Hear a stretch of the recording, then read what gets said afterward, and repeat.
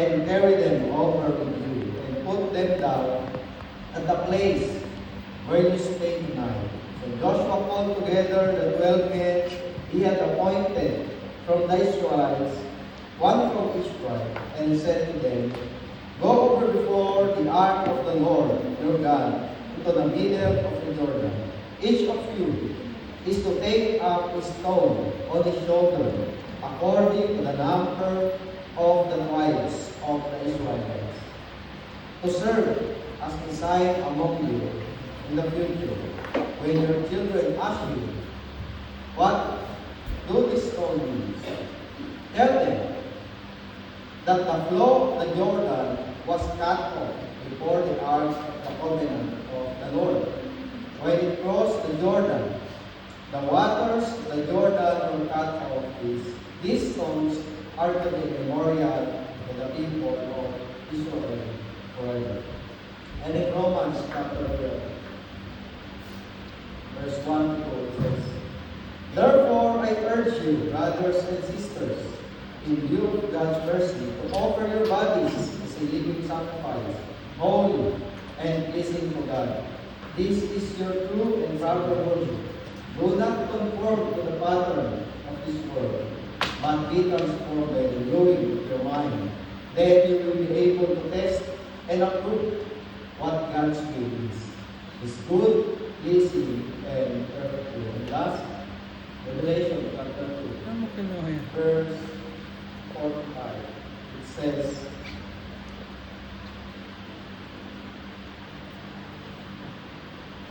Yet I hold this against you. You have forsaken the love you had at first. Consider how far you have fallen. Repent and do these things you did at first. If you do not repent, I will come to you and remove your lamp stand from its place. But you have this in your favor. You hate the practices of the Nicolaitans, which I also hate. This is the word of the Lord. Let's bow our head. Thank you, Lord, for bringing us together today to worship you and to hear your word. And as we talk about affirming our baptism this morning, help us remember that we belong to you. We are loved, forgiven, and called to follow Jesus. Lord, I ask that you guide your words today. Speak through me, and let your spirit touch every heart. May this message be clear, honest, and full of hope. We offer this time to you in Jesus' name. Amen.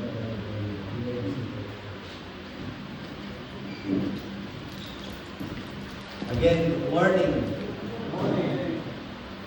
So good to see you all today. Amen. When it's raining, can you turn to your seatmate and say, I'm blessed that you are here. Thanks to you too. Today, we are already in the third Sunday of January. And again, some of us started this year very strong, full of faith, full of energy, and big spiritual growth.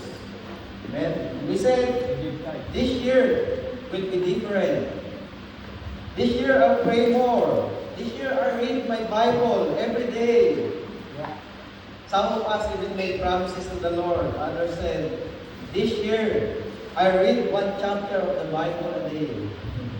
And now we're quietly realizing, wait, it's already third week of January. And I'm still somewhere between Genesis chapter 1 and the time of contents. But don't worry, church. It's not too late to start again. Amen?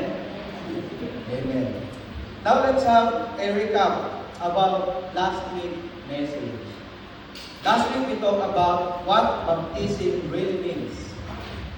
We were reminded that baptism is not our idea. It is God's idea.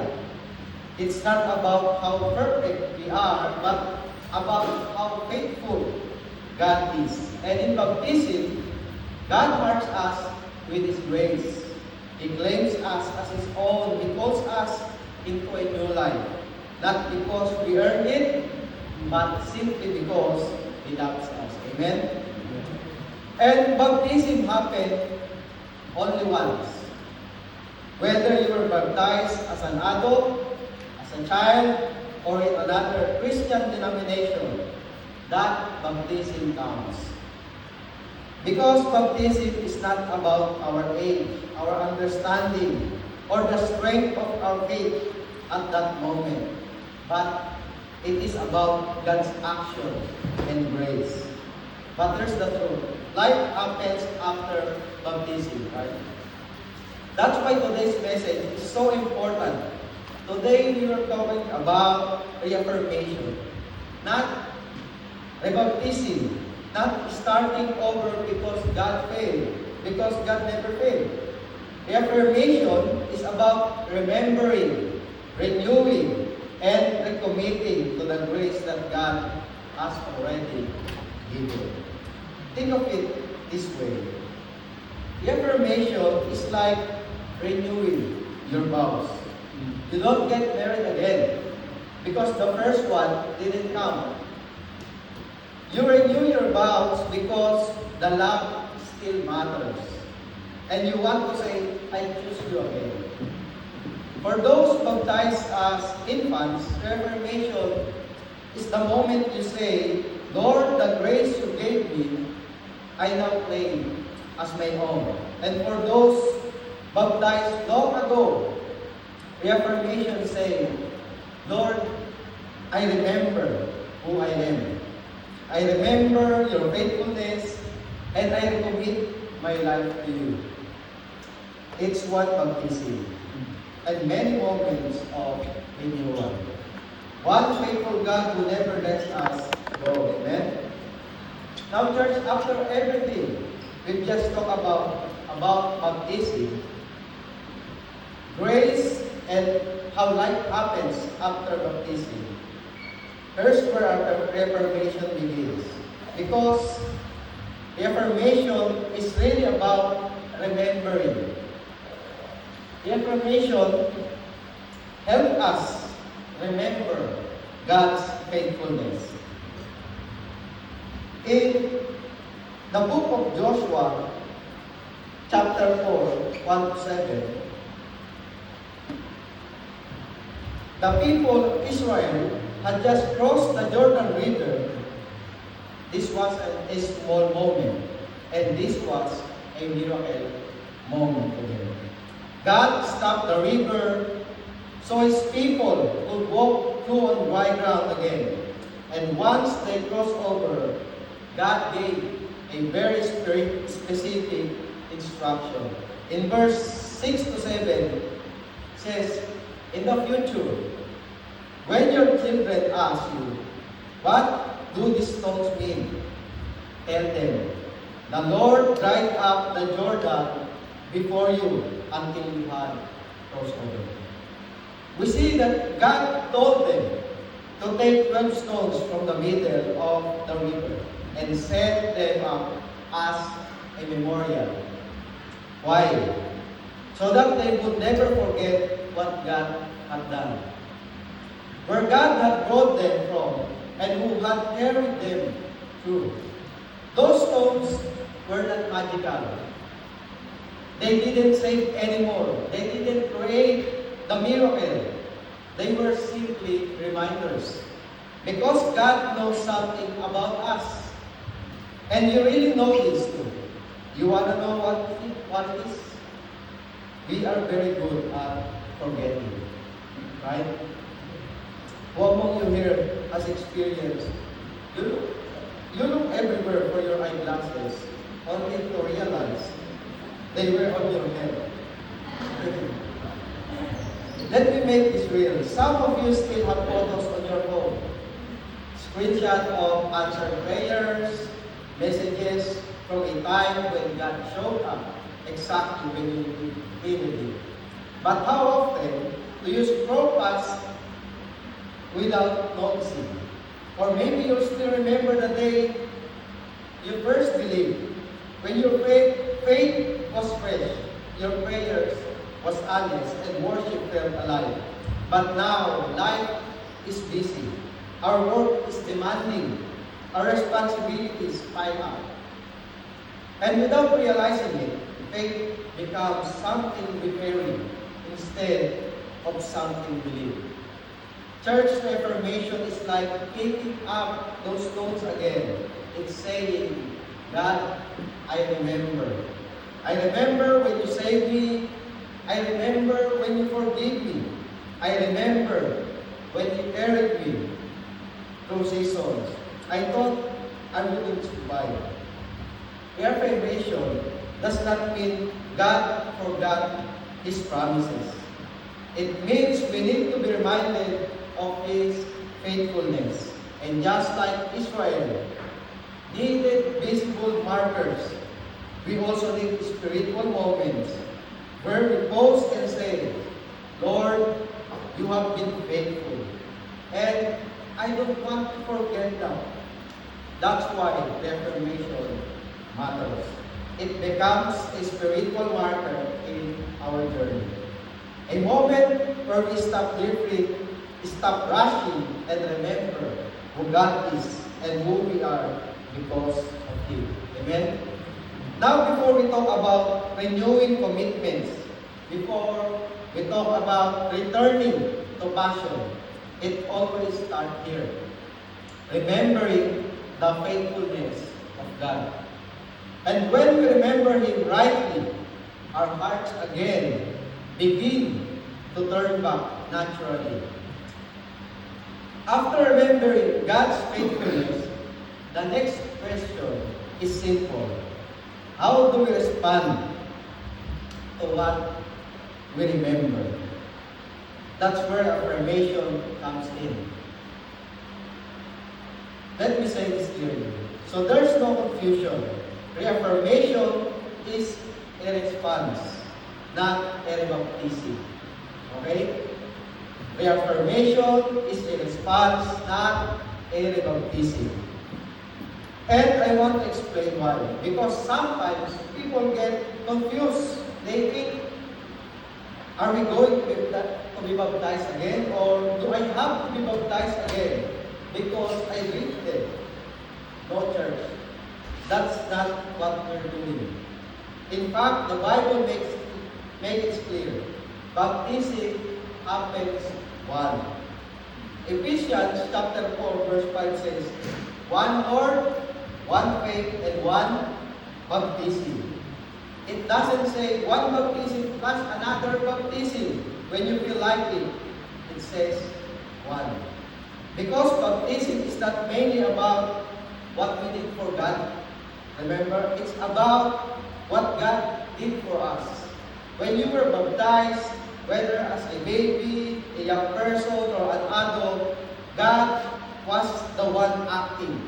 God was the one making the promise. God was the one saying, you belong to me. And God does not take that promise back. Just because life got busy, just because we got tired, or faith grew tired, it's a promise God makes. When we are baptized, God says, you belong to me. Amen? God doesn't cancel the covenant because we drifted. Now, here's where affirmation comes in. Reaffirmation is not God fixing something He did wrong, because God never does wrong. It is us renewing our response to what God has already done. This is the example. I have a friend back in the Philippines. Friends from elementary, friends from high school, from college. We've been friends for a long time. But life happened. We got busy. Work, family, responsibilities. We didn't stop being friends. There was no argument, no fight, no dramatic ending. Just silence. Then one day, we finally meet again. We sit down, we talk, we laugh, and we remember old stories. And before we leave, someone always says, we should do this more often. Church, in that moment, you didn't become friends again. Amen? You remember the relationship. And that's exactly what reformation is. Same relationships, enjoy the same grace, but a renewed response.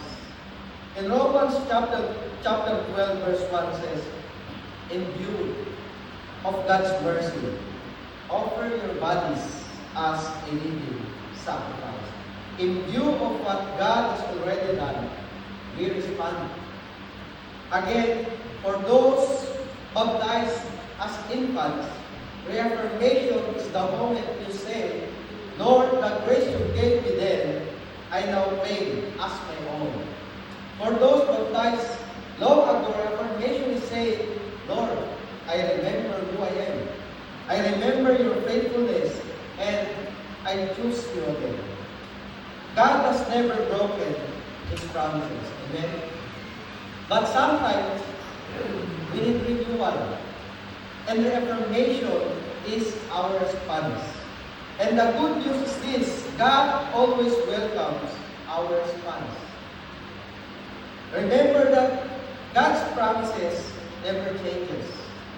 He is faithful even when we are not. But we are the ones who need renewing.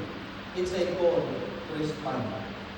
And when we affirm, we are saying, Lord, I present myself to you again.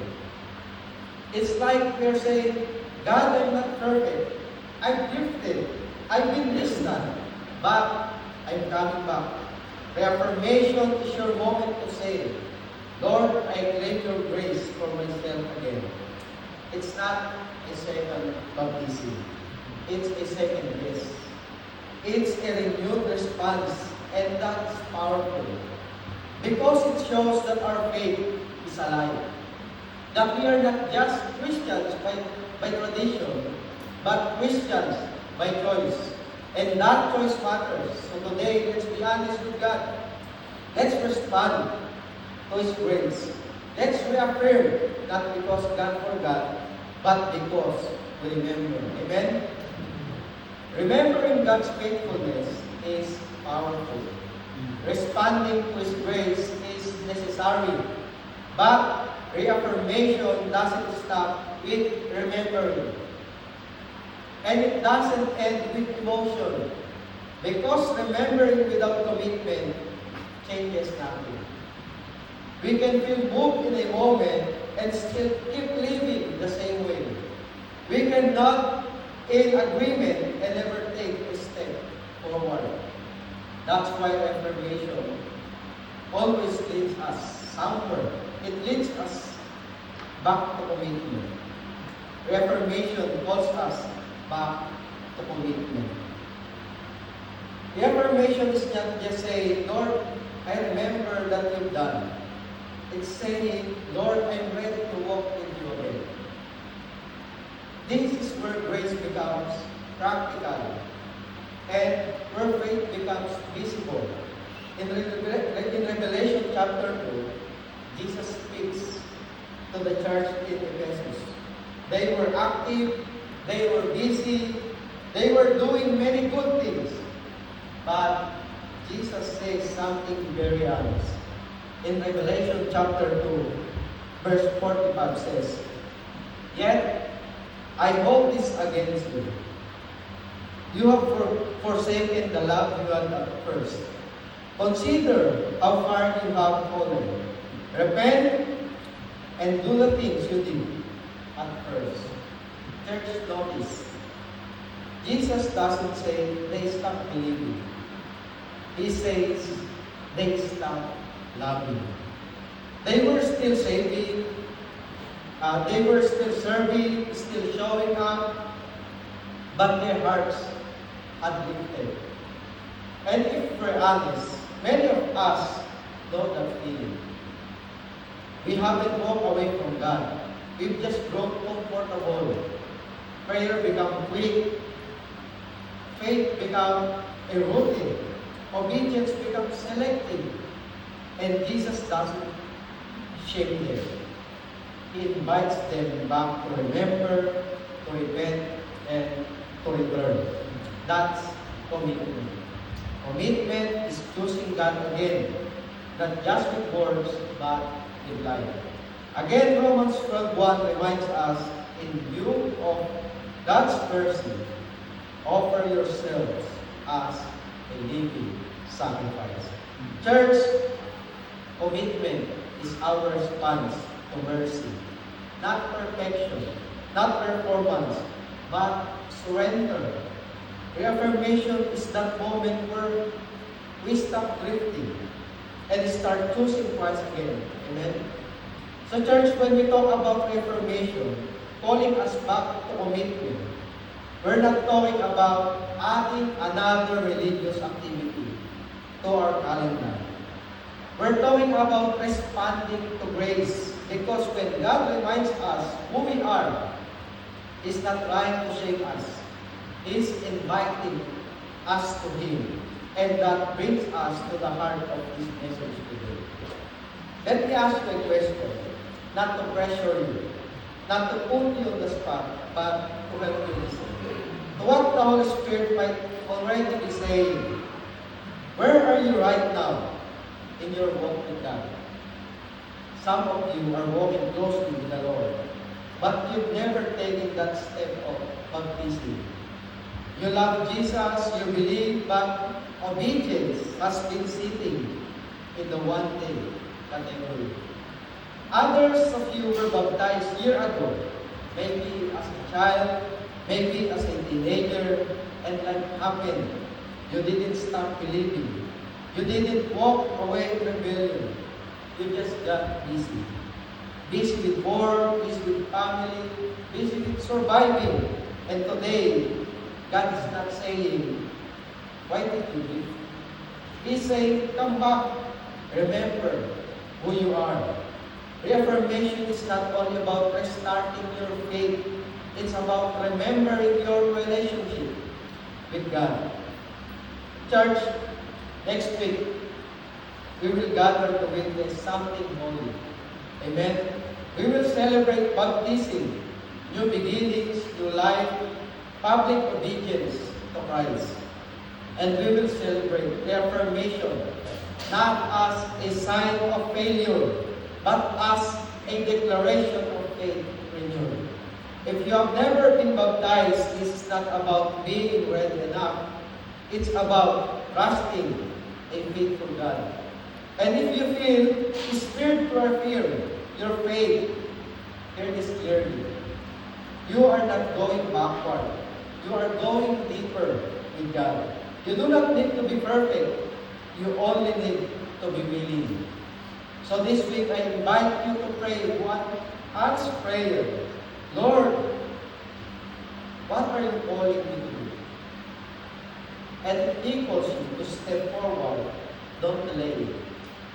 Because baptism and affirmation are not about promises we make to God. They are about responding to promises God has already made to us. Amen? One baptism, one grace, and one faithful God. Let's bow our head in prayer. Lord God, we thank you